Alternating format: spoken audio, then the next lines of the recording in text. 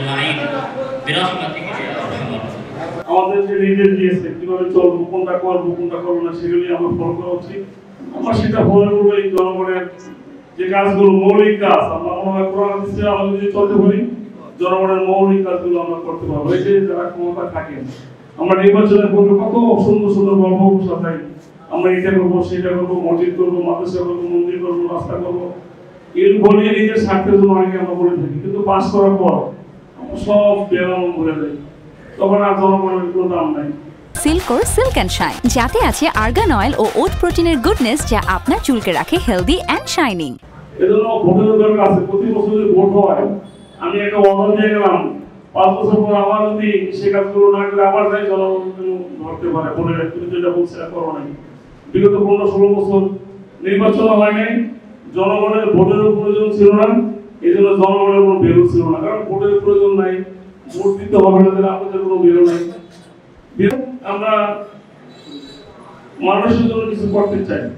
আমরা মানুষের সবাইকে একটা আমাদের সকলের মতামতের ভিত্তিতে আমরা এই দেশটাকে আরো সুন্দর করে গড়তে চাই। আমরা ইতিমধ্যে কিন্তু আমরা নিজেরাই যারা দায়িত্বে ছিলাম, এক নেতৃত্ব বলেছিল যে শেখ হাসিনা আমার ক্ষমতা চাই, আমার পাওয়ার চাই। আপনারা শুনছেন না? সে বলছিল আমার ক্ষমতা চাই, আমার পাওয়ার চাই। কত পাওয়ার দরকার?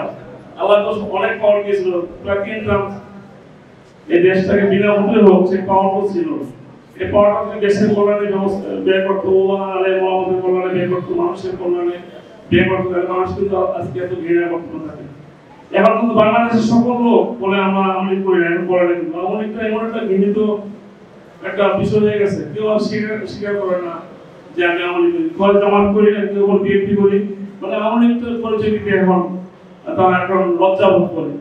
পার্টিটাকে কোন অবস্থা ছেড়ে গেছে। একটা পার্টি অনেক প্রাচীন পার্টি আওয়ামী লীগ, কিন্তু এই পার্টির অবস্থানটা এখন সর্বনিম্ন পর্যায়ে চলে গেছে। রাজনীতিবিদদের মানুষ ঘৃণা করে আমি দেখছি। এই 16-17 বছরের রাজনীতিবিদদের পলিটিক্স যে পার্টি করুক না, মানুষের শুনে তাকে দূর চোরটাকে পাক করে, বড় মানুষের কোনো ধারণা হয়ে গেছে। কারণ আমরা সমাজে আমরা এমন কাজ করেছি 16-17 বছর ক্ষমতা পাওয়া পাইয়া, আমরা এই কাজগুলো করতে করতে মানুষের কারণ আমাদেরকে ঘৃণা হেঁটে যাওয়া জানে এরকম দুরবস্থা ছিল। আমাদের নেতারা যদি মৌলিক যে কাজগুলো করতো, যে রাস্তাঘাট, মানুষ তো বাসায় গিয়ে চাল কিনা দেন, আমাদেরও বলেছিলাম নেতারা কি এমপি মন্ত্রী সবার বাসায় গিয়ে চাল কিনা দিবে না। তাদের যে মৌলিক কাজ, রাস্তাঘাট, বিদ্যুৎ, এগুলো করলে জনগণ খুশি হয়। আমাদের সামাজিক যে দলগুলো আছে করলে খুশি হয়। কিন্তু আমরা ক্ষমতা পাই সব ভুলে যাই, পিছনে যাই পিছিয়ে পাওয়ারটা পাওয়ার পর সব আমরা ভুলে যাই। যারা আমাদের অনেক রাত হয়ে গেছে, আমি গোলসন নেবো, আমাদের মিটিং আছে, আপনারা সবাই মসজিদ থেকে নামাজ পড়ে আসছেন। আমরা সম্ভবত একসাথে ডিনারটা করতে পারবো আপনাদের সাথে।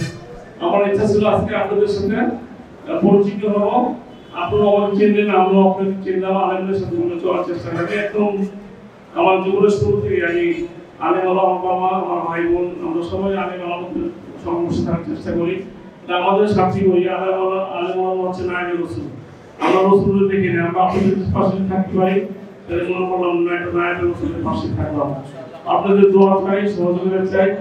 আমার নেত্রী খালাদি অনেক অসুস্থ ছিল, আপনাদের সকলের দোয়ায় উনি সুস্থ হয়ে কিছুটা সুস্থ হয়েছে। আপনারা দোয়া করবেন ওর জন্য সুস্থ হয়ে দেশের মানুষের পাশে থেকে দেশের সেবা করতে পারে।